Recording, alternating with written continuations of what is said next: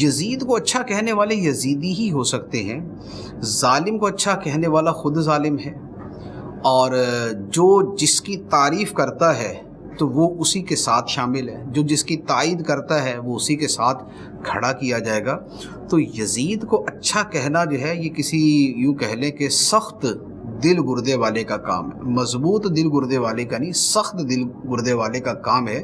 کہ یزید جیسا ظالم آدمی اور فاسق و فاجر آدمی کہ جس کے فسق و فجور پر اہل سنت کا اجماع ہے کہ وہ فاسق تھا، فاجر تھا، بلکہ جس کے بارے میں علماء کی ایک تعداد ہے جو اسے کافر کہتی ہے۔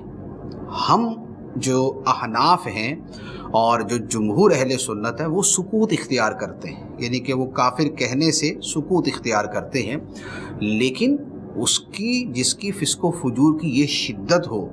کہ جس کے ظالم اور فاسق اور فاجر اور پلید اور دین میں رخنہ اندازی کرنے والے اور اہل بیت پہ ظلم ڈھانے والوں کا ساتھ دینے کا صرف الزام نہیں بلکہ ثابت جرم ہے،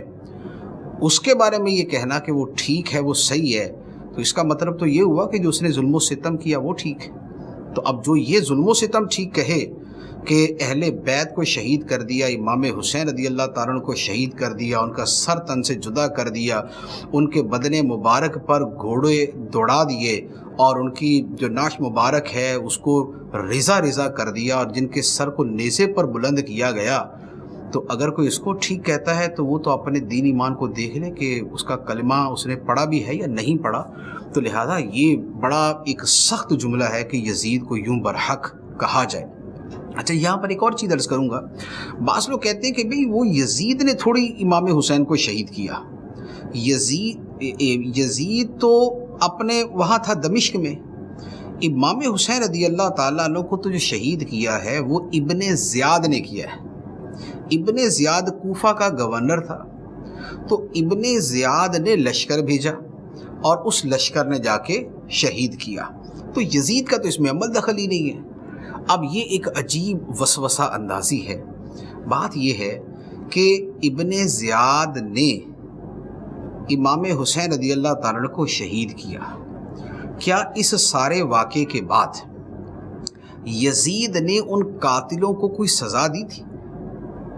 کیا ابن زیاد کو اس کے عہدے سے فارغ کر دیا تھا؟ کیا جس لشکر نے یہ شر انگیزی اور شیطانیت کی تھی کیا اس میں کسی ایک بندے کو کوئی معمولی سی بھی اس نے سزا دی تھی؟ تو جب اس نے کچھ بھی نہیں کیا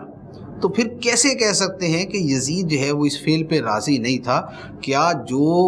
ملک کا حکمران ہے کیا اس کا یہی کام ہوتا ہے کہ جو ظلم و ستم بھلے جتنا مرضی بڑا ہو جائے اور وہ بعد میں بس یہ بولے کہ یہ تو نے کیا کر دیا، یہ تو نے کیا کر دیا، اور اتنا کیا کہ وہ فارغ ہو جائے؟